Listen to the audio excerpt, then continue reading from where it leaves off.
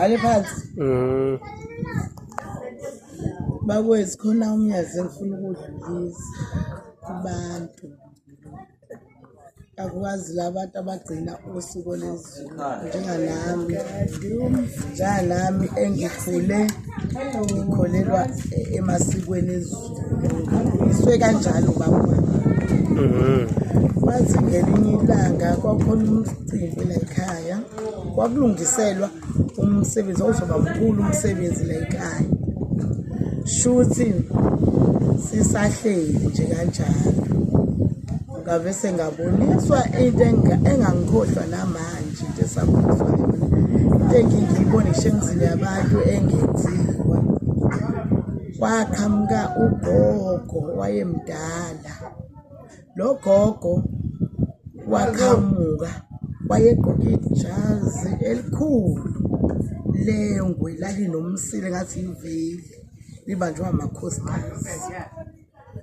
Ngahlehla ngancika kodwa ngenzela ukuthi ngimdlulise. Wadlula wangena umuzi wale ekhaya lami unoranda wakhiwe ngokwezulu ngoba ngikholiswe yindoda egcina amasiko ezulu.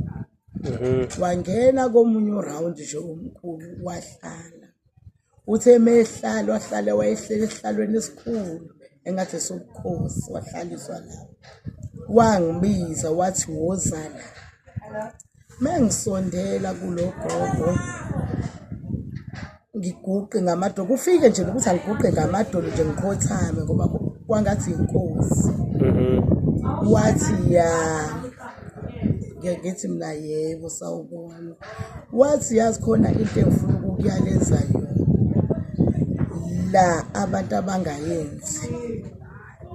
Siyahlaba thina uhlatshwe emakhaya ethu. Uthola ukuthi inyama visane siphakelwe sibhanqo nomama mina ngiyintombazane ebingashadile manje la kayi senginayo umkhwenyana. Kodwa ngasikhathi ngangakoshada ngiseyintombazane nje. Wathi khona into eniyenzayo embi. Mekuhlatshiwe ithebe uyazi ukuthi ziyahlukaniswa. Ayingalaleli wathi ngifuna usho lekhaya ukuthi ithebe ziyahlukaniswa. Wathi isithebe somama abashadile sisodwa omama begceka abashadile. Wathi isithebe sobaba abashadile sisodwa. Wathi isithebe ngqubela kamnandi umvangeli. Wathi isithebe seyinsizwa esencane siba sodwa. Wathi akayiphatheke amaqhasha etshela mina. Wathi nina nodoti ke nje nina ningathathelwa ishindishi ledlela ezintsha lapha iwashwe iphakelwe kuyona kusukela namhlanje umnyazi ngifuna ukutshela wona. Ningaphinde uthi uyintombazane engashadile esuka ku ufike omama bedla bashadile ufike ucoshe esithebeni somama. Awusithinti intombazane ayisithinti isithebe somama. Wathi nesobaba visaqhamuka umfana yaphuzela nje edakiwe afike acoshe esithebeni sobaba.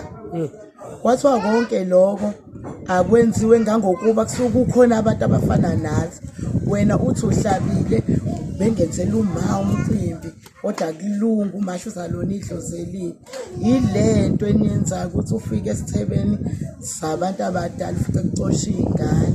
Usukela namhlanje ufuna udlulise lo myalezo ukuthi ithebe mekuhlatshiwe ekhaya fayihlukane ngoba kufika thina amakhosi ale ekhaya sizodla nomama lekhaya abashadile uthola sekuqhamuka wena lo msebenzi usuku usungasekho. Noma kusuka umfana wesidawudana nje wale ekhaya ephethe ukweyisa afika kucaphuna inyama ethiwa eyobaba kuthiwa lekhaya kwenzelwe ubaba umsebenzi.